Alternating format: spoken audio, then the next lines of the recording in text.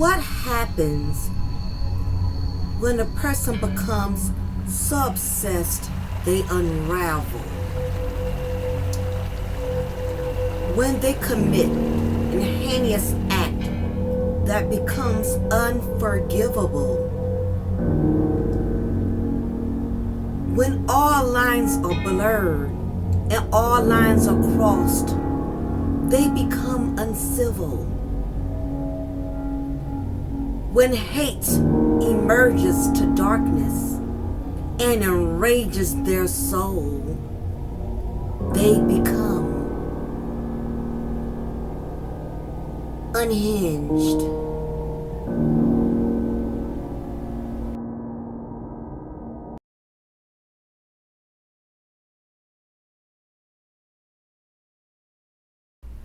What's up, everybody? How y'all doing? Thank you for tuning in to another Unhinged episode. Thanks to everybody who's been supporting the channel. Thanks to all of my members and all of you who are subscribers. And if this is your first time viewing any of my content, please make sure you like, share, subscribe, join the family. Periodically, I do a series called Unhinged, which you are currently viewing at this moment, in which I discuss old cases, most particularly pertaining to crimes that involve family, loved ones, crimes that are well known for impacting America. And the Chris Watts story was definitely one of those cases in which, even if you didn't know either of them personally, this case was one that really took the world by the storm. And many personally who was affected by it are married women, mothers, women who have been in abusive, toxic relationships, and I'm sure men to a certain degree too could relate to a lot of the things that Chris also was going through before he made the ultimate decision in which he made. So nevertheless, y'all, I definitely wanted to get into this. Again, welcome to Unhinged. And this episode, I'm going to be discussing the Chris Watts story. So there's a lot to be covered with this, y'all. Hopefully I don't have to break it up in a series, but I'm going to try to get it all knocked out within an hour because, again, a lot of us have a short attention span. So let's get it popping. Let's get into this. Definitely before I start today's content, anybody who views this Unhinged episode, first and foremost, anything that I say pertaining to this case is alleged and based off of my own opinion. There is a lot of valid facts pertaining to this case. However, I am going to also be adding my own personal perspective, my own narratives as well. So there's going to be a mixture of truth and also a mixture of me formulating my own opinion. So with that being said, I'm going to have to do the disclaimer, even though all of this stuff is court documented and it can easily be obtained. The proof can be obtained. Anything I say in this video is based off of my own opinion, based on my own perspective, from educational and entertainment purposes only. So if there's any family members or friends that view this content and you think I'm going in a little too strong on the victim, or I'm giving the individual who committed this offense too much leniency or too much empathy, just keep in mind that I definitely have empathy for the victims who had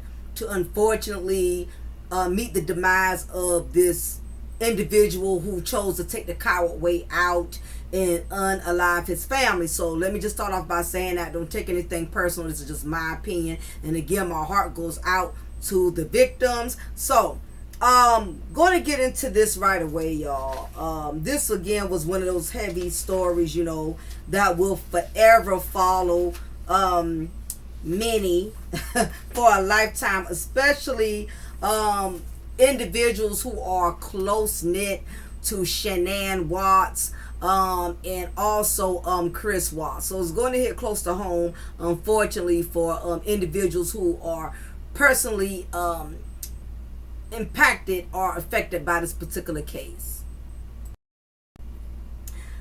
Christopher Watts basically had the typical image of the ideal husband.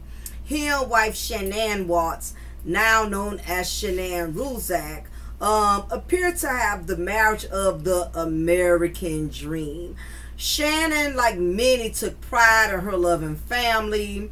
So much to the point to where she consistently posted almost every single moment surrounding her marriage and her loving family. So Shannon, y'all, was very, very, and I want to try to say this politely, but she was very obsessed with constantly, posting everything about her family on Facebook. Now, you can take that as a good thing or a bad thing, but nevertheless, she was very, very much into consistently being very open on social media about her family. She posted pictures of her kids daily, baking cookies, she posted it. Doing their hair, she posted it. If the kids was petting the dog, she posted it. So she was very, very much heavy with sharing, overly sharing a lot of her life, her family life with social media.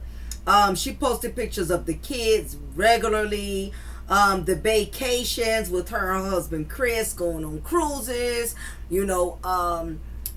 traveling a lot, holidays, birthdays, and she even posted her pregnancy announcement, which we will discuss later as we go further into this particular series. So, August 13th, 2018, that would be the day where that American dream would come to an abrupt end. An unhinged moment that would forever change the lives of many and would forever be one of those most haunting cases that many would follow for a lifetime. So first we got to go back and get a little history on Christopher Watts and Shanann Watts, their childhood, their upbringing, so you can have a better visual as to what type of individuals both of them were. So with Shannon 𝓜𝓸𝓬𝓱𝓪'𝓼, I hope I'm not butchering her name, but Shannon was born January 10th, 1984, to both parents, Frank and Sandra, with one brother known as Frankie in North Carolina. Shannon was first married at the age of 18 years old for 6 years. So she always wanted to be a wife, always wanted to have that American dream like most women. Nevertheless, Shannon had a whole lot of triumphs she had to overcome.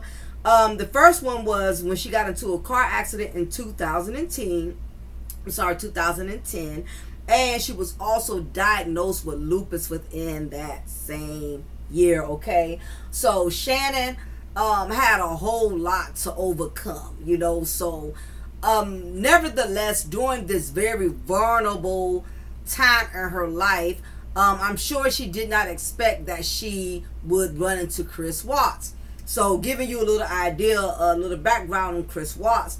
Chris Watts did indeed send her a friend request during one of her most vulnerable moments, discovering she had lupus and the car accident. So she was pretty hesitant of accepting his friend request, but nevertheless she did. And then that is when they begin to start dating, right? So Chris Watts was born May 16th, 1985, from Rodney and Sydney Watts with one sister by the name of Janie. Typical boy, Chris Watts came up with a decent childhood. Like most young boys his age, he was in the sports, he was in the NASCARs. He was very quiet, laid back. He attended a technical institution in which they built NASCAR. So race cars was a big thing for Chris Watts. He was really into race cars and NASCARs and things of that nature. So during his period in high school, he was never with many girls. He wasn't a popular guy. He wasn't no jock or anything like that. He was pretty much like a square, you know what I mean? But from what most people have said that knew him during his childhood, he was never like the mean kid or the bully type of guy or whatever. He just was the average, guy, average young man, just was into sports and, just was basically had the average life of a young man, participated in sports, played basketball, the typical stuff. Not many females was checking for Chris because he was a square, he didn't really have no swag, and he was slightly chunky, so nevertheless, when he met Shannon, she really became his first true love, because he didn't really have, girlfriends, and he wasn't really that popular guy that had girls all over him. So Shannon was like one of the first girls that really gave Chris Watts some attention, right? After meeting on Facebook, and accepting Chris's friend request, that was at that point in which Shannon became very drawn to social media, making it a part of her daily life. Like a person who brews coffee in the morning. Listen, Shannon could not go one day without posting on Facebook. Like, I have to play devil's advocate, and I know some people are going to feel some type of way, but the truth is the truth. Shannon, to me, because once I learned about this story and everything that happened, I did go on her Facebook and I went on her YouTube channel, and she was very, very addicted to consistently and constantly sharing her whole life on on social media and YouTube. So it was like, even if you did not know Shannon personally, even if you never went to school and knew anything about her, it was almost like you became like a friend of hers, because that's how open and consistent she was at constantly sharing her everyday life. She shared many things. She posted videos when she would cook for her family, when she would make recipes for her family, when she would do all type of events for her family. So she was like the girl next door, that you pretty much knew everything about her, because she was very, very open, and she seemed to have this warming personality in which you just loved, being in her aura, being within her company. She always seemed very bubbly, very joyful, and you could tell she really, really loved being a mom. She loved being a wife. She was one of those type of women who loved to bake cookies, loved to be very actively involved with her daughters. You can just tell, you have a lot of women who have kids and have a husband, but they're not really into their children and not really into their family. But Shannon was the complete opposite of that. She was very, very much into her family, and she displayed that and showed it daily through social media. So it became a regular part of her routine. Just like you get up every morning and brush your teeth, Shannon would get up every morning to go live. She got up every morning to go live. I mean, you would see her brush her teeth. You would see her slip on her robe. I'm embellishing a little bit, but y'all get my drift, right? And she was very open. She shared everything. She talked about her situation with her lupus. She shared her trials, her tribulations, her good times and bad times. And she was pretty much, very much an open book.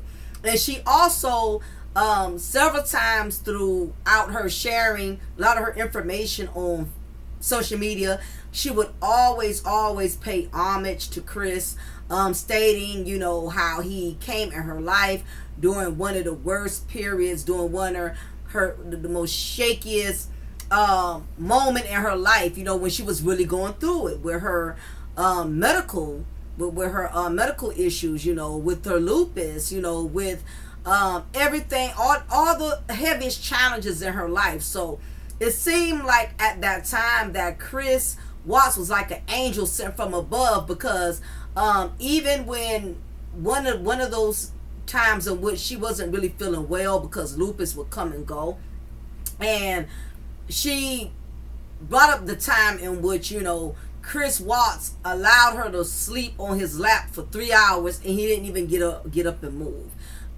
He seemed like a really, really supportive, loving, compassionate type of guy. And I think any woman that would meet a man that seemed very caring and compassionate to that extent, what woman would not fall for something like that, especially when you're going through a very, very vulnerable moment? So, basically, after, Chris, put up this charm of being her knight in shining armor, they ended up, getting pretty serious. Things started moving relatively fast between the both of them. And after living with family and friends, for a little while, they had purchased their first home that was built and completed, and also were married November 3rd, 2012, after 2 years of dating. So at this point, at this stage in their life, things are looking up. They're fulfilling that American dream. Here comes the ring, the home, and then next the children. So things are really starting to look up for the both of them. So like most families starting off, they did work regular jobs, and that is when they began building a family with their first baby girl, Bella, who was born December, I'm not sure the date, but December of 2013. And then 2 years later, Celeste, Catherine, known as Cece, was born 2 years later, July 2015. So at this point, they're creating their own little family. They got themselves a nice home, and everything seemed to be going pretty well. Chris became a field coordinator with Anadarko Oil Company, and Shannon worked as well. But even with, all the income they was receiving, it was not enough to provide for the lifestyle that both of them was trying to live. So Chris and Shannon had accumulated a lot of debt,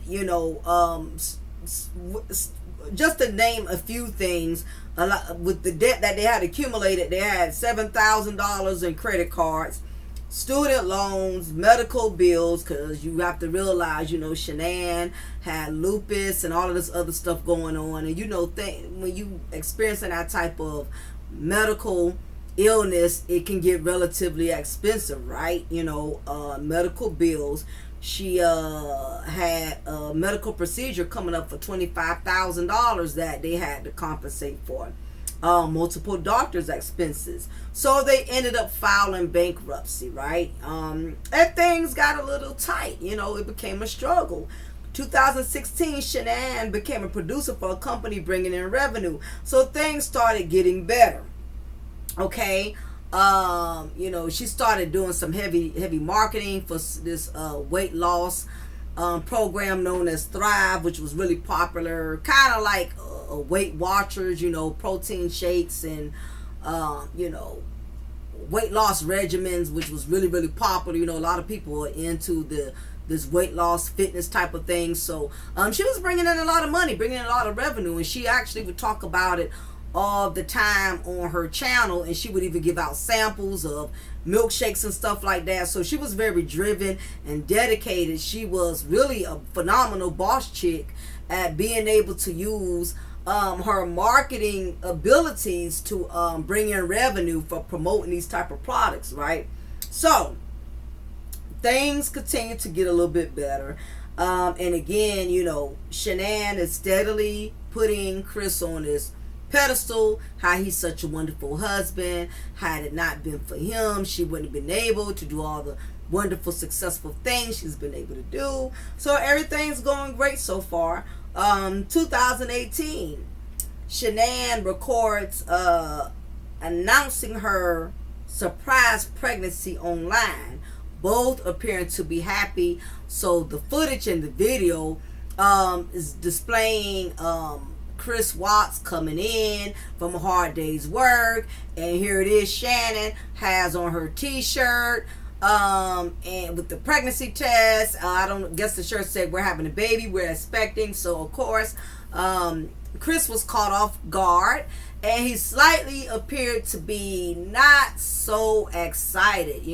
We didn't get he really didn't give that energy of, oh, I'm so happy you're pregnant for the third time, you know. So you can tell he played it off like, wow, oh man, that's great news. But you can tell he really was not feeling the announcement of knowing they had another baby on the way, and righteously so, because they already had a lot of debt, you know what I mean? So, you know, it's a lot of pressure on a man, especially being a provider. And here it is, you got all of these extra children and extra responsibilities. But nevertheless, she made the announcement online, and the video is still circulating. So at your own convenience, you are welcome to view it if I don't have time to add it in. And you will also see he did not appear to be too thrilled about it, right? Nevertheless, even in her pregnancy, Shannon was still a go-getter. She did not use her pregnancy as an excuse to not still be promoting the product, still, you know, not bringing in revenue and income. So she's definitely traveled a lot. Again, Shanann was a hands-on mom, so she didn't just promote her product from online, from home, within the office. This woman actually traveled. She caught flights going in different states, different cities, always taking her children with her. She was a hands-on mom. She didn't leave them with a nanny. She didn't leave them with friends. She took her babies with her everywhere she went while she was pregnant. You know, so she really embraced being a businesswoman, but she also embraced being a mom, you know, and a wife. So she was in her zen. She was in such a great place in which she felt she had it like that, to travel and still be able to be independent and self-sufficient, having the luxury of bringing her babies with her, which a lot of women can't do, because women, they got to either leave their children with family, and you know, they can't take their babies with them while they're making career moves. So she pretty much had it going on. That's basically what I'm saying. You know, she was living her best life, right? However, while Shanann was doing all of this traveling, taking her babies with her, you know, always taking flights, this gave Chris Watts a lot of freedom to be alone.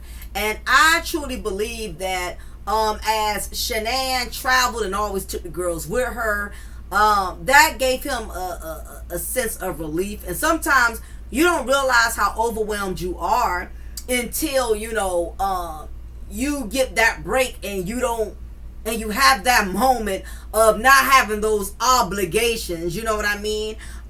Chris Watts began to feel a sense of freedom.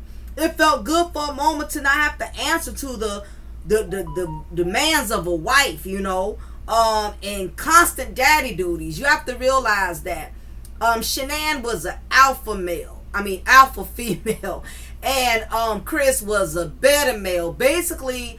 And everybody said this, based off of all the interviews I saw, all the documentaries, that Shanann really practically wore the pants in that marriage, all right? Like a Jada Pinkett and Will Smith, minus the craziness and the toxicity and the entanglements. But she basically dominated that marriage, right? So Chris pretty much was one of those type of guys. He just went with the flow. Whatever his wife said to do, he did it. And I guess with her being away, he felt the relief of not being given instructions, being given orders. And sometimes you don't realize how overwhelmed you are until you are removed from a situation, even if it's just temporary. So he began, you know, feeling this sense of freedom. Had a lot of alone time. He started dabbling into some things, going on social media, creeping through profiles, you know. As the saying goes, idle mind is the devil's playground. You know, yet he had all this freedom. The wife, Shanann, wasn't there, the girls wasn't there, but too much time on your hands if you're not doing something productive outside of your job. You start dabbling into inappropriate things, and that's kind of what started going on, and we'll get into that further. Tensions started flaring with the marriage in other areas, and one of the things that slowly started causing a crack within the marriage was when Shanann went to North Carolina, and keep in mind that is where Chris's parents live at. So I guess when she would go down there to do her expos, or or whenever she was in the area, she would leave her kids with their grandparents, which is Chris's parents. And what really, I guess, started making things get really funky between Shanann and Chris's parents was when Chris's mom, Sydney, had, I don't know if it was accidentally, I can't see her doing it intentionally, I would hope not. She accidentally gave Cece, one of the kids, it was Cece, who's allergic to nuts. Chris's mom accidentally gave her ice cream with nuts to Cece, who's allergic to nuts. So Shannon went off, and as a parent, I could understand, getting very emotional when something like that is very detrimental to your child's health. She went off. She spazzed out. Now, it's not all, sometimes it's not what you do, but it's how you do it. And there was already a lot of tension with Chris' parents and Shanann. They never really meshed well, which is the reason why they did not go to Chris's wedding. Now, this is their first and only son's wedding. They did not go. So that lets you know right there was always trouble brewing with Chris's family and Shanann. And again, Shanann, I hate, the throw shade or whatever, if that's what you want to call it. Shanann was very, very extra, over the top, sweet girl, very smart woman. But like all of us who got flaws, because I'm extra in my own way, she was very extra. So I think when she did address things, she was really like overly dramatic. And you can't tell a parent how to be dramatic when it comes to their children, but I just think she was a lot. I think she took things from a 0 to 1,000. This is according to everything that I have researched with documentaries and interviews based off of friends, based off of family. Look, we all got something good about us and we all got something bad about us. So Shannon was not perfect, okay? She was a drama queen within her own right. You know what I mean? So, this put Chris between a hard place and a hard rock, with his parents and his wife not getting along. So Chris, being the better male that he is, the only thing he was able to do was say, okay, I'll handle it, I'll take care of it. Because Shannon was like, no, listen, your mother tried to give Cece these peanuts, and our daughter cannot have any nuts, going off or whatever. Oh, okay, I got it. I'll talk to my mom. I'll talk to my parents. Yeah, you need to do that because there's no way in the hell that should happen, because I could lose Cece, Okay, all right, I got you. I'll talk to her, okay? All right. But anyway, that whole incident, with Chris's mom giving, accidentally, I don't know if she forgot or whatever, the ice cream with the peanuts, knowing Cece's allergic to peanuts, that changed the whole dynamics. Now, keep in mind, I already told y'all that. They already didn't go to the wedding, so it already was tension from day one, all right? And the fact that Shannon gave 0 ucks about Chris's parents not being there is a strong indication that Shanann is going to get what she wants, and she don't care who feels some type of way about it. She don't care if Chris felt some type of way with his parents not being there. Let's just keep it 100. When you have your first wedding, you want your family there. Again, Chris Watts, being the better male that he is, he just sat there and took it. He didn't let Shanann know, and I'm not saying you got to be mean and nasty, but and never really stood up to Shannon. He let Shannon call the shots. His parents should have been able to have the blessing to be at that wedding. And he did absolutely nothing about it. He said nothing about it. Because at the end of the day, what Shannon wants, Shannon gets, because she's the dominant counterpart when it comes to the marriage. But we'll continue, right? And again, this is based off my own opinion. Because I'm sure everybody is not going to agree with my intake on this. But let's move right along, right? So that incident made Chris's parents back off. Like, I'm not dealing with this witch, okay? And I don't mean that literally. But I'm just speaking from probably what they were thinking, right? Because I'm just narrating this. Oh, hell no. Since he can't do nothing with that, with her, listen, we ain't going to a goddamn thing else she got going with these kids. Because the way she went off, we not dealing with that. So, Chris' parents backed up, which is probably the best thing to do, versus arguing, going back and forth. Because at the end of the day, a person is going to do what they want to do with their kids. Again, Chris Watts sat there and allowed that to happen. You know, he didn't tell his wife, hey, my parents made a mistake. They was wrong. I will make sure from here on out, you know, that doesn't happen again. He just kind of let Shannon run with things. And one would think that it would have dawned on him after all of these events. Bad enough your parents didn't come to your wedding. Bad enough your parents aren't coming to none of the kids' birthday parties. I'm sure this was making Chris feel some type of way. Because these men have a love for their parents like we have a love for our parents. And one of these days, I'm going to do content on that about in-laws, because trust me, I can relate. I think that's a deep, deep subject. If y'all want me to do content on that, put that in the bottom, because I don't want to go into doing something if y'all don't have no interest in it. But anyway, y'all get the drift here. So basically, Chris was allowing a lot of stuff to slide and letting Shannon call the shots. So Chris's parents had stopped attending grandkids' parties and other occasions after that incident went down. It was also discovered, which I've already told y'all that, about them not even attending the wedding. I already mentioned that to y'all. So it's been trouble brewing from day one, all right? Chris's parents never really clicked with Shannon and her people, right?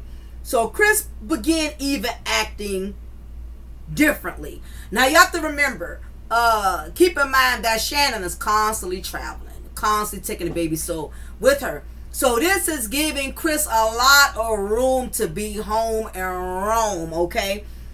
Chris began acting different, all right? And this is according to friends of Shannon, based off of things Shannon shared with them. Like, you call your girlfriend and be like, girl, I don't know what's going on with Greg. He must be smashing somebody, honey, because he came up in here last night.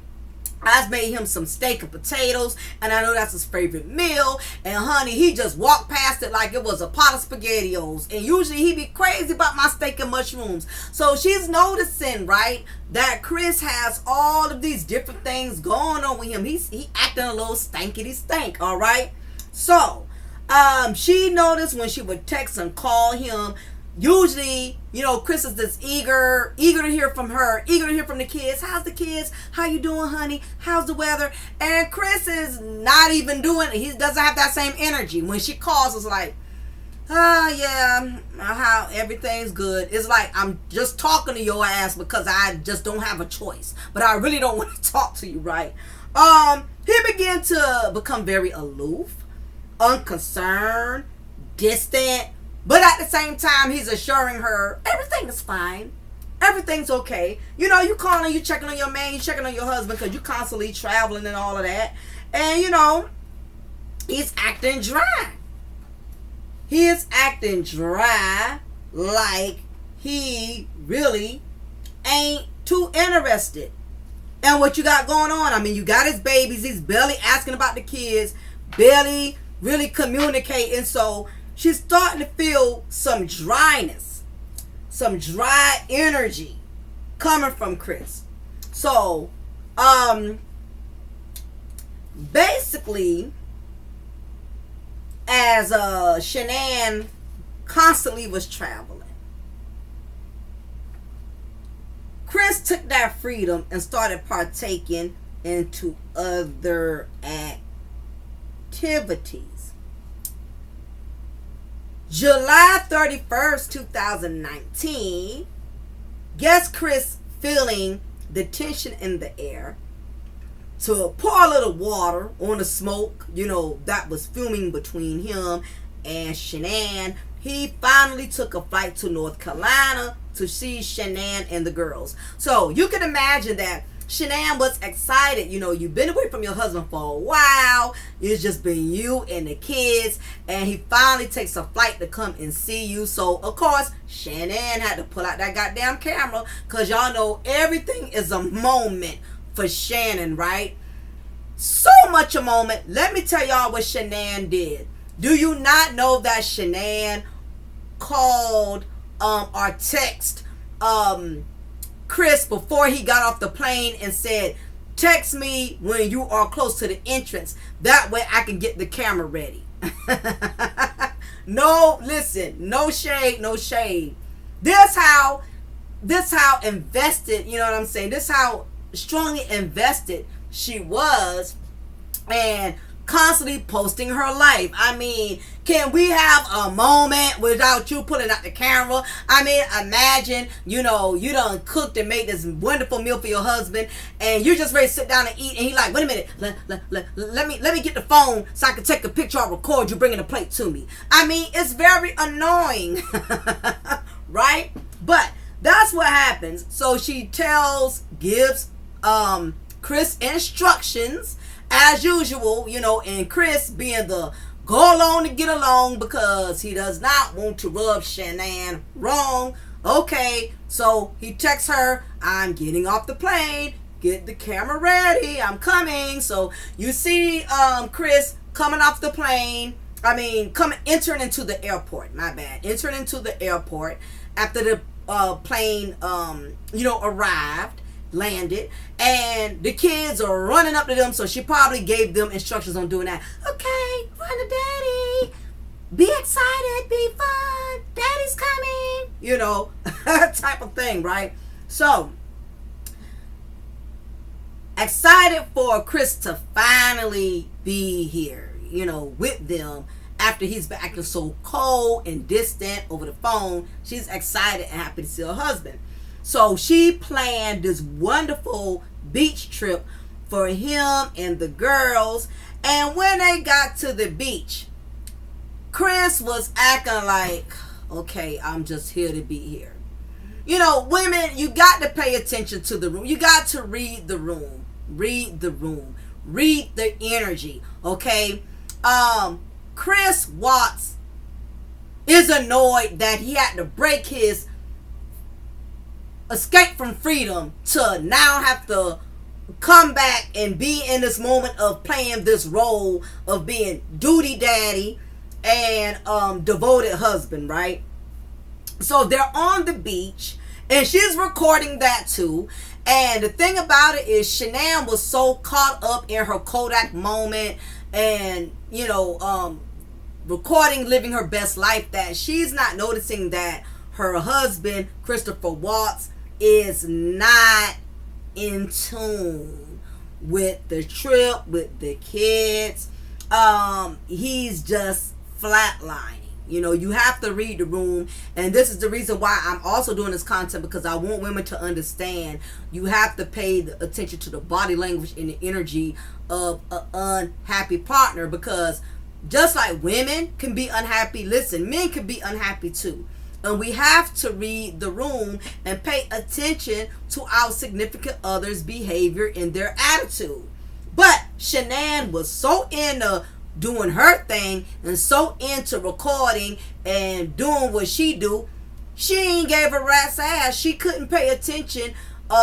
She was not paying attention, for that matter, to Chris Watts being distant and cold. So they're on the beach, and even the girls had noticed that their dad was slightly annoyed. He wasn't his bubbly self, like kids just know. Kids are smart. Kids know when they are wanted, and kids know when they are not wanted. Even if they cannot formulate the words, they know. They sense that energy.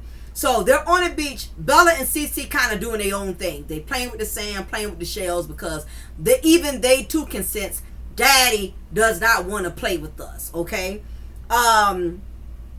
and they started reading the room. The kids read the room. Shanann didn't. The kids did. And they kind of distanced themselves as well.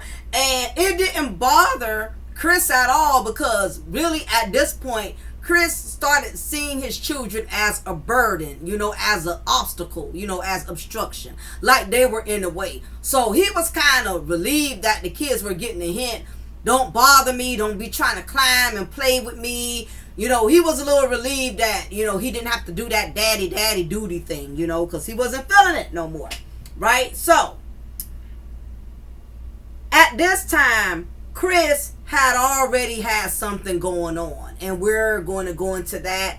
At this point, he was already involved with another woman. He had started an affair with Nicole Kessinger, and we're going to have more information and details unfold as we go on with this documentary. But that is why he slowly but surely started acting distant and aloof and cold. Listen, when a man has seen another woman, honey, his whole attitude, everything with him, everything with you gets on his nerves. You talk to him, he's annoyed. You ask him to take out the trash, he's annoyed. You ask him where the car keys at, he's annoyed. Everything just gets on his goddamn nerves when he starts seeing another woman, right? So, during that time, Shanann complained about having a headache that night, So Chris gave her a narcotic. Now, this is an interesting fun fact. I'm going to also put the link underneath the bottom. If I forget, somebody remind me, because all of this information came from a particular matter of fact, I see it here. Crime A to Z is where I got some of this newfound information from, some interesting details. The name of the video is Chris Watts Family Murders. The full truth is worse than you thought. This was other significant details that unfolded that was not initially mentioned when this case first unfolded. So this is a fun fact. That he actually was trying to terminate her pregnancy by giving her that narcotic, when she indeed trusted him, thinking that he was giving her something to alleviate her headache. Chris was already on the mission of trying to rid her, and no one knew that till later on, when he openly started admitting more details, after he had already been convicted. But we'll get into that later. So Chris started checking out mentally. Shanann texted her friends, stating how unaffectionate Chris had become, and that he had stopped talking to her, and she kind of sensed that he was having an affair. He was being cold, he was being mean, he was being impatient with everyone. You have to understand, Chris had dropped a significant amount of weight. He was the Pillsbury Doughboy when him and Shanann was married, okay? He was very pudgy, right? But once Shanann got into doing the weight loss program and promoting the Thrive product, that is when Chris took advantage and started using the product himself, and Chris started slimming down, y'all. He actually started looking good. If you look at a lot of his before and after pictures, Chris Watts really started looking really, really good compared to how he first looked when they first got married. So he slimmed down, he's toned down, going to the gym. He had started getting muscles, he really started looking really good. And during this time frame when he started having his affair with Nicole Kessinger, that also skyrocketed his ego. So you have to realize, Chris Watts now is smelling himself. He's no longer feeling like that submissive beta male where he has to do whatever Shannon tells him to do to keep her happy. You have to realize now he's dealing with this other woman who's making him feel alive. He's having fun with her, having a good time with her. So, things were, really heating up with him and Nicole. And coincidentally, another fun fact is during their marriage, Chris Watts would teach courses about avoiding infidelity, preventing yourself from getting in situations in which you end up having an affair on your wife. Coincidentally, all right? Ironically, how things unfold. But fun fact, just wanted to let y'all know that. Nevertheless, as Chris went from a Pillsbury boy, doughboy to a stud, he became so bold he no longer spared Shannon's feelings. He started getting really confident and getting really cocky. So he no longer was that easy, laid back, the real Chris started coming into fruition once he started getting involved with this other woman. He became so bold, he was texting Shanann how much he really wanted out of the marriage, how he was really over everything, he really wasn't feeling the marriage anymore. So he was no longer that humble, easygoing guy. He's at this point really letting Shanann have it. Only imagine what she could be feeling at this point, because she's pregnant finally with the son he always wanted. She has these two girls. She has to still perform and be a good mom, be a good businesswoman. And now Chris is acting an ass. He's smelling himself. And what worse of a time could he be a jerk, with this baby getting ready to arrive. And it's just a lot going on. You know what I mean? When a woman is pregnant, she's very vulnerable. You don't need your husband tripping and taking you through all kind of unnecessary changes. But nevertheless, Chris is having an affair, so he is not having any compassion for Shanann at this point in time. Pretty much like she did with him. She didn't have any compassion for how he felt about much of anything. So now, tables are turning, right? So, she did not really know about the affair. She just had an inclination of it, but there was no proof. So initially, she thought that Chris was being distant and cold because of the drama that had ignited between her and his parents. She thinking that may have a lot to do with why Chris is acting out and being mean and being cold and being rude. He deleted his Facebook account as well. I guess he didn't want his mistress having access to his page, and seeing, that all these current pictures of him spending time with his family and out places and things of that nature, because you got to realize Shannon kind of started sensing that Chris was up to something. So she would post a lot of pictures, and you know how you hashtag somebody, so that way whatever pictures you post to them, if you hashtag their name, those same pictures will show up on their page. So I guess she was trying to discreetly give the message in the event if there was another woman that, hey, I'm still his wife, hello, he has a family. So what Chris did to shut that down, he just shut the page down. So she couldn't hashtag and put any up-to-date pictures on there, because sure enough, Nicole did do little drive-bys on Chris's Facebook page and saw that Shanann was hashtagging current pictures. So of course, Nicole, Chris Watts' mistress, confronted him. Hey, what's going on? You acting like you want to be with me. You acting like you done with this family. You trying to find your way out. But yet I'm seeing your wife is hashtagging pictures of you and the kids out. Of course, he does like a lot of these married men, lying married men do when they're, trying to kick and eat it too. Oh, no, it's nothing like that. It just was a family day. Nothing deep, nothing personal. I don't know why she posted it.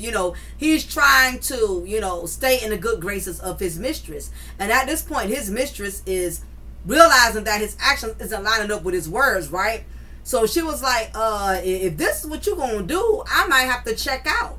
He's assuring his mistress that no, I want to be with you. You're the one I love. I love being around you. You make me a different man. You bring me so much love and life, and you excite me. Everything that I'm not getting from home. You know how that goes, right?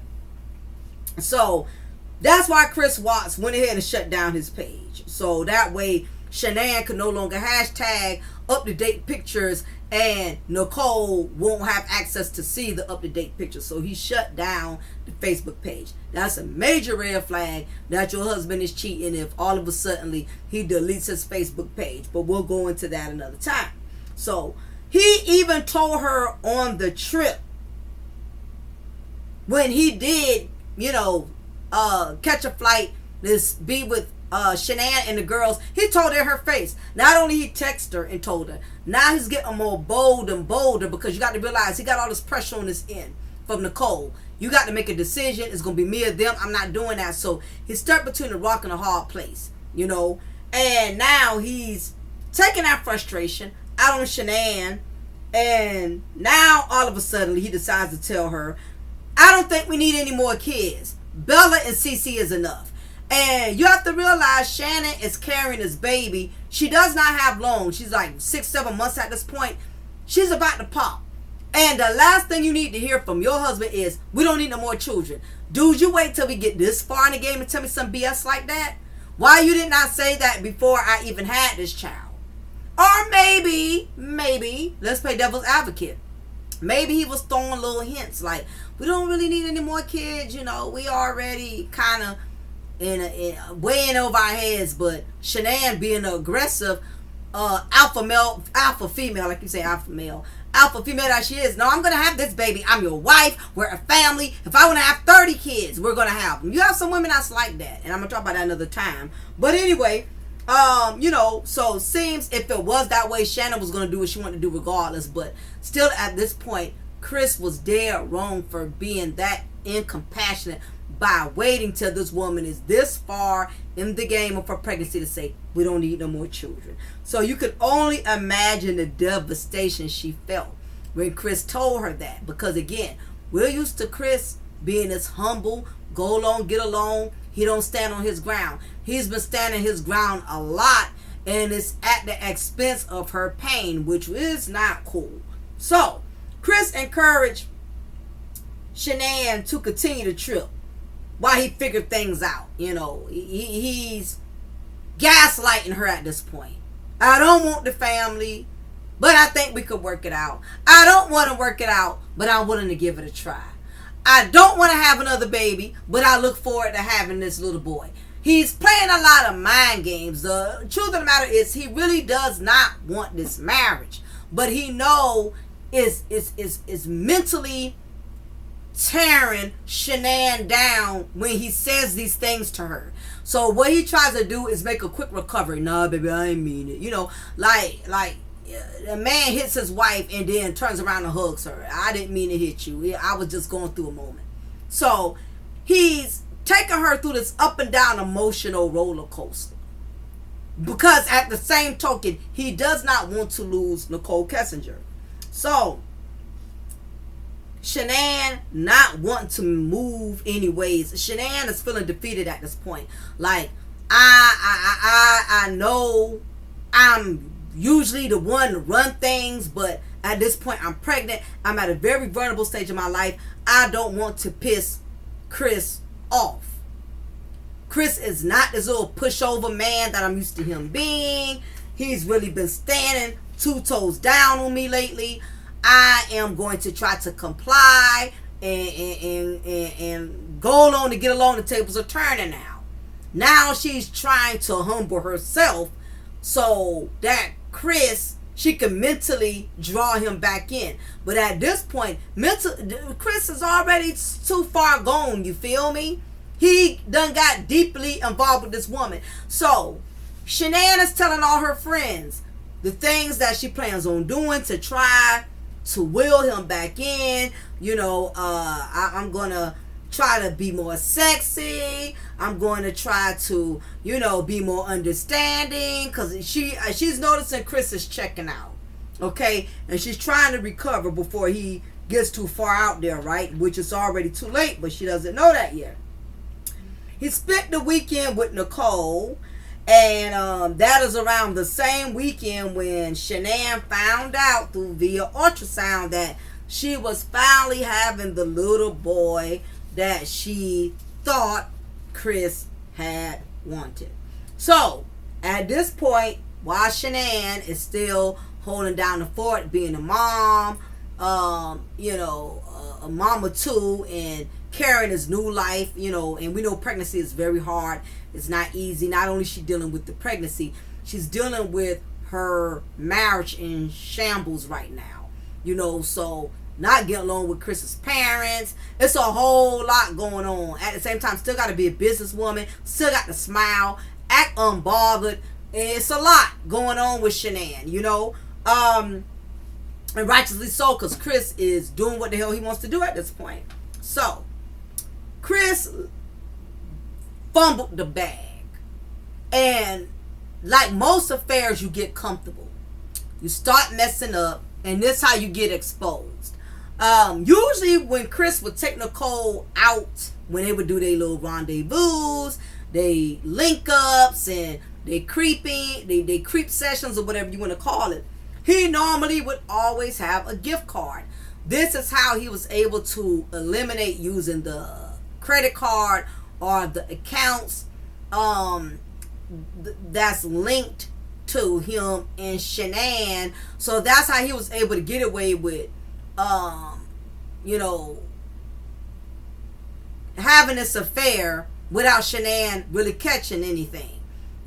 But he messed up when he ran out of gift cards during his luncheon, because you got to realize he been dealing with this woman for a minute, and the longer an affair goes on, the less you start to cross your T's and dot your I's. You start getting sloppy.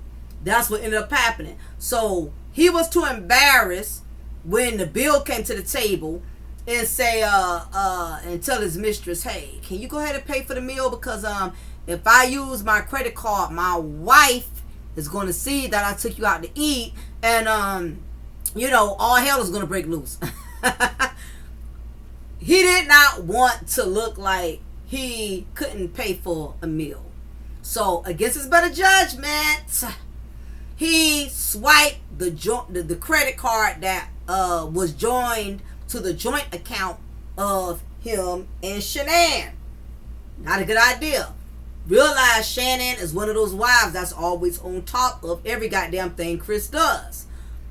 She got an alert that the card was used at a restaurant called Lazy Dog. Now, any woman could put the math together. Wait a minute. Why is this meal $60?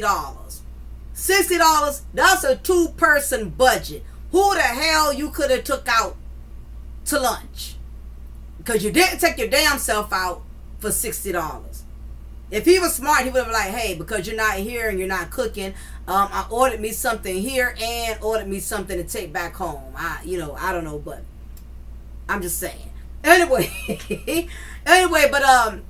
so she calls him, confronts him, hey, I'm getting this alert. What are you doing at Lazy Dog? Before that, she looked up the restaurant, looked up the menu, and saw the prices were pretty standard. So it's not an expensive restaurant in which one meal would be $60. So she knew something was up, because the prices were relatively cheap. Not that much is needed for one person. I don't know why he didn't think to say his homeboy or whatever. I don't know. Anyway, right? So she kind of starts, this becomes a red flag, and that's when things start going pretty much left. When he used that credit card instead of that gift card, that's when the cat got let out the bag. So keep in mind, this affair has started with Nicole and Chris because she was a clerk at the same oil company in which he was working for. So her being a clerk, he would have to encounter her all the time, probably dropping off reports or paperwork.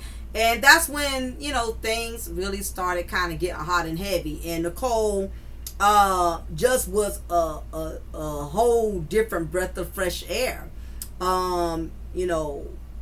They began going out. One thing led to another. They're taking seclusive trips, going to seclusive spots, linking up, secret dinners, exchanging nude pics. You got to realize Shanann is not that fun, adventurous, sexy woman. I'm just speaking from what Chris mentally was probably thinking. She had a baby. She's having a baby, so she done put on weight, probably stretch marks, tiger marks. You know how all that goes. And here it is. Nicole still has her nice body, no weight gain, he's most likely losing attraction for Shanann. He's not taking her to bed anymore. And when he does take her to bed, it's like a project. You could tell his energy is not really there. He's not really into it. He really started getting into this other woman. It became a bit much. Chris trying to juggle two hats at one time. It was getting more difficult to keep up with the lies, more difficult to keep up with the finances. You got to realize they still got financial obligations on the home front, and outside relationships get expensive. Hotel suites, renting rental cars and stuff like that, to go see your side boo, your coleslaw. It becomes a bit overwhelming at times. And that's what ended up happening. The more Shanann took trips away, the more that gave him time to invest in being with Nicole. So at this point in time, now Shanann makes the decision to come home. At this point in time, this particular night, Chris already had his children with him. And this particular night, so happened Shanann had came back from a business trip with her bestie, with her homegirl. So what ended up happening was when her girlfriend had dropped her off, her friend, matter of fact, her friend name was Nicole too, coincidentally, like Chris's mistress. August 13, 2018, Shanann had returned from a business trip with her then again bestie, Nicole Atkinson. Over the weekend, Chris Watts had been home with the daughters. Later that day, Shanann and the girls were reported missing. Her friend figured something was up because this was not like Shanann. Shanann is a Facebook queen, is a social media influencer. She's not answering her phone. She's not uploading that, hey, I'm back home with my kids. I'm so glad to be home with my husband. Now, mind you, the kids have started back school. Oh, goodness. Excuse me for that noise. The kids had started back school. So one would think because Shanann loves to post things, that would have been one of the main things she would have posted. None of that was happening. And Nicole, knowing Shanann, she knew something was wrong. So over the weekend, Chris Watts had been with the daughters. And later that day, Shanann and the girls were reported missing by Nicole, who became concerned when Shanann missed a schedule with her OBGYN. Wasn't returning any of her messages. This was way out of Shanann's character. Shanann was one of those type of moms. She believed in keeping up with her appointments. She believed in making sure the kids went to school. So this is way out of character. So Nicole knew something was wrong. When Shanann missed a business meeting, Nicole went to the Watts residence at about 12:10 p.m. When the doorbell and knocks weren't unanswered, Atkinson notified Chris, who was at work, and she called the police department. Police officer arrived to conduct a welfare check. During the welfare check, Christopher gave the police officer permission to search the house. The family dog was discovered unharmed, but no sign of Shannon or the girls was there. It was obvious something was totally wrong because Shanann's purse containing her keys and her medicine was there. And the biggest giveaway was her phone, which was located between the couch cushions in their family home. Again, Shannon loves to post, text, call. She's always using her phone, so all of this out of her normal character. Her car, which still contained the girls' car seats, was in the garage. Shannon's wedding ring was found on the bedside table. The FBI of Colorado, which is the CBI, Colorado Bureau of Investigation, joined the investigation the next day. Watts initially told police he had no idea where his family might be, and he had not seen his wife, since 5:15 that previous morning before he went to work. He even went so far as to giving interviews with the news station, standing outside on his porch and pleading for the return of his wife and his daughters. Investigators had search dogs and all of that going on during the interview. So the balls, the nerve, the audacity to go live with the news and not one tear come out your eye about your wife and your 2 daughters missing, your pregnant wife, correction. You should have been freaking out, okay? Chris wasn't doing none of that. He was too cool, calm, and collective about his wife and his daughters being missing. August 15, 2018, the FBI joined the search. Chris Watts was administered a polygraph test, which he failed. He subsequently confessed to his father and then to the authorities that he had indeed unalived Shannon, but falsely claiming that he did so because Shannon had smothered the daughters. So that was the first lie. He still really would not be truthful. He did not want to make it seem as if he just unalived her to unalive her, that she was actually hurting the children, which anybody who knew Shanann knew that was a bold-faced lie, so nobody was buying that.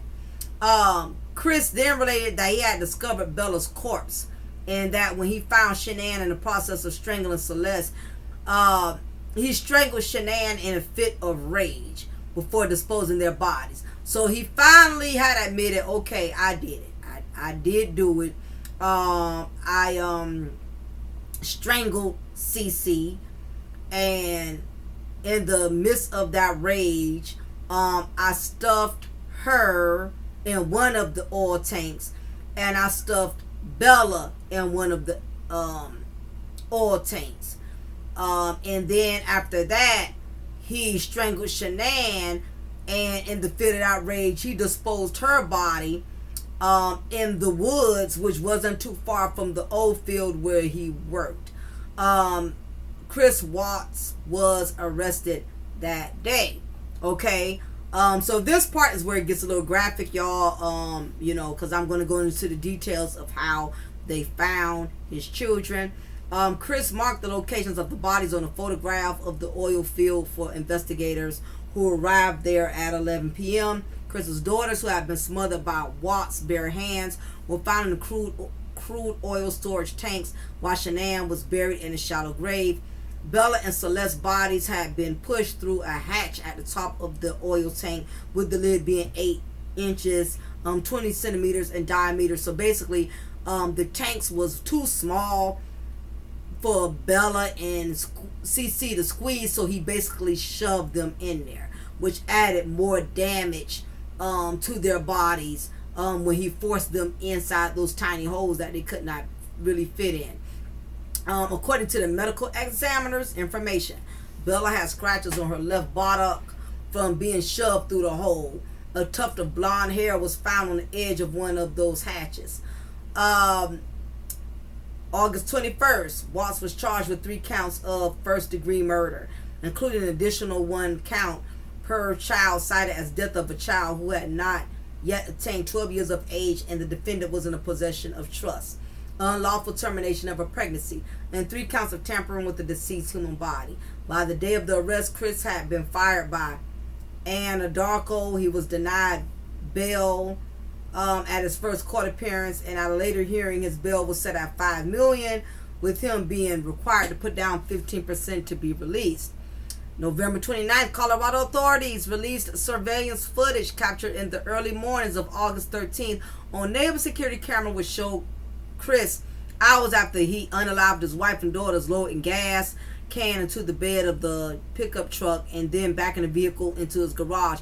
Police believe that he was transporting the bodies of his family to the remote oil work site where they were later discovered. This was shortly after Shanann was seen returning home from a business trip and proved that she had never left the home with their daughters the day they disappeared, as Chris first had insinuated. So, basically, this was one of the most heinous crimes, to the point that both of the detectives who were involved in this particular case both ended up having a lot of trauma, PTSD. Officers who had arrived on the site and had to pull those babies, decomposed bodies out of those oil tanks. Any and everybody who was involved in this case, whether investigating or on the crime scene, all of them have been mentally impacted. And some of them retired, some of them quit. It just was a bit much. In an interview on Dr. Phil, Watts' lawyer claimed that Watts had confessed to killing Shanann after an argument regarding the divorce. During the murder, Bella walked in on the couple. Watts then told her that Shanann was sick. He loaded Shanann's body and the girls without their car seats into the back seat of the work truck. He later smothered the girls one after the other. So even the girls knew something was wrong when they heard their mom and dad tussling. It alerted them. They woke up and they saw their mama laying there. They knew something was wrong, and kids are smart. They ask questions and they asked him what happened to mom, and of course he was aloof. Nothing happened, she's fine, mom is sleeping, whatever bland excuse he gave them. And he basically wrapped Shanann's body up and toted it out to the truck. He made the girls get in the truck with them. The girls are crying. They know something is wrong. Mommy ain't moving. She's not bubbly. And they're asking questions. Dad, where are we going? Are you going to hurt us like you hurt mommy? It just was a whole lot that was going on through those little girls' minds, and they knew something was wrong, and they had absolutely no control over what was going to happen to them. He drove like an hour, I believe. It was some hours away. It was some miles away. So he had plenty of time to think and reconsider his actions. He had made his mind up that he wanted his family gone. He wanted to erase them. He wanted to start a whole new life, a whole new journey with Nicole Kessinger. He no longer wanted to live up to the demands of being a husband and a father, not with Shanann and not with Cece and Bella anyway. So basically he took the coward way out when during the course of the altercation. Shanann told him, if you decide to leave me and these kids, I'm going to take you for everything you got. I'm going to let everybody know how less of a man you are. And he snapped, feeling like he had no way out. And that was the route he took. And in the end, it ended up costing him, his freedom. It totally tarnished his family, having a relationship with the Watts family. And it just went all the way hell bad. It went all the way hell south. He did plead guilty to the murders on November 6th. The death penalty was not put forward by the DA on the request for Shanann's family, who did not wish for any further deaths. They were supportive of his decision to accept the plea deal. On November 19th, he was sentenced to 5 life sentences, 3 consecutive and 2 concurrent, without the possibility of parole, meaning the only way he is leaving prison is going to be in a body bag, y'all. He received an additional 48 years for the unlawful termination of Shannon's pregnancy, with 36 years of 3 charges of tampering with the deceased body. And it didn't stall. They sentenced him right away. He was moved to an out-of-state location due to security concerns because, prison does not take kindly to woman beaters, child abusers, molesters. Those type of criminal offenses are not respected by other inmates. So on December 5th, he arrived at Dodge Correctional Institution, a maximum prison in Waupun, Wisconsin, to continue serving his life sentences. So Shannon's parents were interviewed since the murders, and they basically, shared their opinions on, how they really felt terrible for everything that transpired. But they also made it known that Shannon was not an easy cookie to deal with, which is kind of a slap in the face, being that their son unalived this woman. But I guess, they still had some leftover ill will, in a sense. I guess still probably have blame for Shanann pushing him to become that type of person, because based on what they feel, that Chris would have never been that type of person had she not pushed him. She was so overbearing, so over dominating, and I'm just saying that's the vibe I picked up. I'm not saying I agree with them feeling that way, but that's what I gathered during that interview. Was like, yeah, we hate that she's gone, but at the same time, this is not like Chris. And the truth of the matter is, Chris Watts never had a record. He never had domestic violence. He never had battery. I don't even think he had a traffic ticket. But years and years of sitting there, not being able to stand on his own and put his foot down, he kept allowing that frustration to build and build and build. Him not speaking his mind, him not, being able to express himself, it began to continuously build within him. It built this frustration within him. And when he snapped, he just snapped.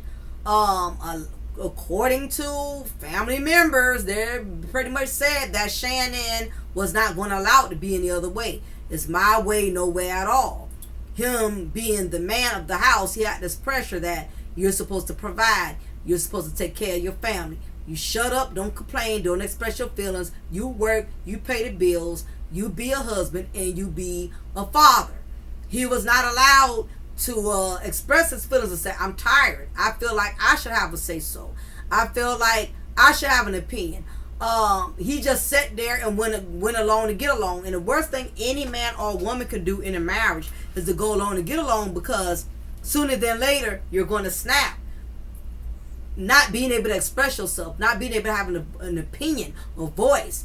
It's your husband or wife way, is their way or no way at all. After a while, it's going to become more and more and more and more overbearing. It's going to take a toll on you. Only thing I can do is just work, pay bills, and get the kids. When you say get the kids, take you out, make you feel special. You just know how to give me orders. You know how to give me instructions, but I can't express myself. If at the moment I stand up to you, I'm not being a real man. I'm not being a real father. So give and take. Everybody's entitled to look at this their own way. Some people feel like Shanann, and I will say this: Shanann, BB. I'm sorry, I'm about to say BB and CC. Bella and CC did not deserve to lose their lives. Chris Watts should have been man enough to pay the alimony, child support, whatever he had to lose if he was willing to be with that other woman. He had no right. That was a coward way of eliminating your whole family just so you can erase them and live a newfound life. He will forever, ever be wrong in my eyes for that manner. But there's also other people, other documentaries with people saying Chris Watts was driven to that point. Shanann was very bossy. Shanann was very headstrong. Shanann disrespected the man's family. Shanann, if you look at a lot of the videos that they did, Shanann did most of the talking. Shanann pretty much regulated everything. Chris Watts just sat there and went along with it. He didn't have a voice, and so you have a lot of people that empathize with Chris Watts just for that. However, more people, righteously so, they feel like Shannon was the one did dirty because he had an affair on her, knowing she was pregnant, knowing she was already still dealing with lupus and other issues, and instead of him leaving the marriage, he decided to take matters in his own hands and have an affair, commit infidelity, knowing that was going to only bring, more injury and more complications to the situations. So a lot of people are resenting Chris Watts for that reason. How dare you cheat on your pregnant wife? Then on top of that, you had the audacity to unalive her, knowing she was carrying your child, your son, knowing she was the mother of your beautiful girls, children, and you heartlessly dispose their mom in the woods and dispose both of those girls into the tanks, and for you to leave the scene. And he ended up admitting, and he said this, that he felt free. He felt free. He admitted, these was his words: I felt like I can kill anything and be justified for doing it.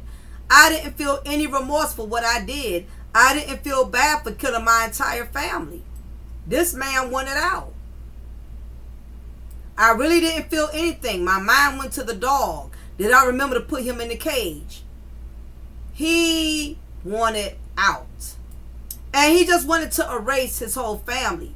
He wanted to erase the legacy. He wanted to erase the responsibilities. He wanted to erase the burdens of his family. He did not want his family anymore when he started seeing his other woman. He wanted his family to disappear. And for that, he has forever impacted the lives of his family, Shanann's family, and he took the lives of those precious girls who will never get to attend their first prom, will never get to attend their first, their next birthday party, their first ballerina recital. And Shanann, he took her life. She was going to have their son. So he would never get to meet the baby boy he wanted so badly. He has to live with that regret. Every birthday that they have, he knows that's one birthday he'll never have. The latest that I have heard, watching several documentaries, is in the incarceration in the prison, Chris Watts has pictures of his daughters. I'm not sure if he has a picture of his wife, but supposedly he reads them bedtime stories or children's books. A lot of people tried to petition for Chris Watts, for the prison, to remove the pictures of Bella and Cece, his family, because they feel like he should be punished. He should never ever be able to see his children again, not even through a picture. Understandably so. However, the prison did not want to get involved with that. They're like, look, it's just pictures. We're going to let him have that. So basically, he's in the cell 24 hours a day. I guess he's out 1 hour a day, 1 hour out a day to take a shower, whatever. They got him a high maximum. Again, he can't be in general population. He's too well known. Any inmate who gets a hold of him and unalives him, that is going to be big brownie points for them. So they got to protect Chris Watts for the rest of his life. So far they said he's very compliant inmate. He does not book the officers. He does not ask for anything. He's not one of those inmates that are annoying, that are sickening, always need something, want something. He pretty much, stays out the way. I'm sure he still communicates with his parents from time to time. But he has accepted that that is going to be his final resting place. And every holiday, every birthday, he knows his children will never have that privilege. He will never go home to that beautiful home. He will never have any Christmases, any birthdays. His wife, his children, he unalived his whole legacy. So, nevertheless, y'all, leave your opinion below. Let me know what y'all think about this. This was a lot to cover. Also, women have been writing Chris Watts. Believe it or not, a lot of women are fascinated with men who commit these type of heinous crimes. He gets several letters a day from multiple women who have compassion for him, feeling as if Shanann was the one who caused him to be that way, and that he actually was a good husband. He just was ran over. Now, this is how these women think. I don't think that. So he has a lot of women who support him, who write him. Also, the home that they had, they've been having a hard time trying to get people to buy the home. It's been sitting there for years. It's a big tourist attraction area. A lot of people will drive in that area just to see the Watts' old home. A lot of people are still fascinated with that particular crime. So there's a lot of people who visit that area. It's very annoying to the neighbors who live there, you know, but there was a family, indeed known as the Millers, who had purchased the home last year, I believe, and a lot of people was not feeling that. They felt like, how dare you want to rent a home in which, you know, a man unalived his wife there and his children. You know, why would you want to purchase a home? No, there could be spirits and ghosts and things like that, but nevertheless, they did purchase the home, only to end up now moving out of the home and reselling it. The home is back on the market now. I don't know what made them all of a sudden decide. I don't know if their conscience couldn't stand sleeping there, and they also had children as well. I think they had a girl and a boy or something, but they too was indeed a family, and they thought they could bring new life into that house, and it's just not working out that way. So they're actually moving out. They've moved out, and the house is back up for sale. I don't know who's going to stay there, knowing the history of it, but then again, this economy is so greedy. A lot of people was kind of feeling like they should just tear that house down and make it like a memorial, like a playground, you know, for Bella and Cece, and a memorial like type of playground, you know, for Shanann, being that she always took her kids out to play. So that's what a lot of neighbors and stuff kind of was suggesting. But the economy is greedy. They don't care about that. A sale is a sale. Money is money. So as long as nobody buys it, that's going to be continuous money for the real estate agency to have to keep compensating for the property taxes and stuff. So who knows? They may get another buyer. But that's the latest as far as how Chris Watts is handling prison and their home. And that's basically it, y'all. So anyway, I appreciate y'all for tuning into another episode of Unhinged series, the Chris Watts story. Again, my heart goes out to all of the victims. May Cece, Bella, and Shanann rest in peace, and may Chris Watts continue to rest in prison. So, nevertheless, y'all, leave y'all opinion below. Let me know what y'all think about this. If there's any other details that I probably have left out, feel free to add it in the comment section. Other than that, y'all, appreciate y'all for hanging out with me and listening into Unhinged. Y'all be blessed. Hit that like button before y'all leave, because I need to make sure this video hits the algorithms. And y'all know I'm going to be back with some more content and some more Unhinged series very soon. Y'all be blessed. Take care.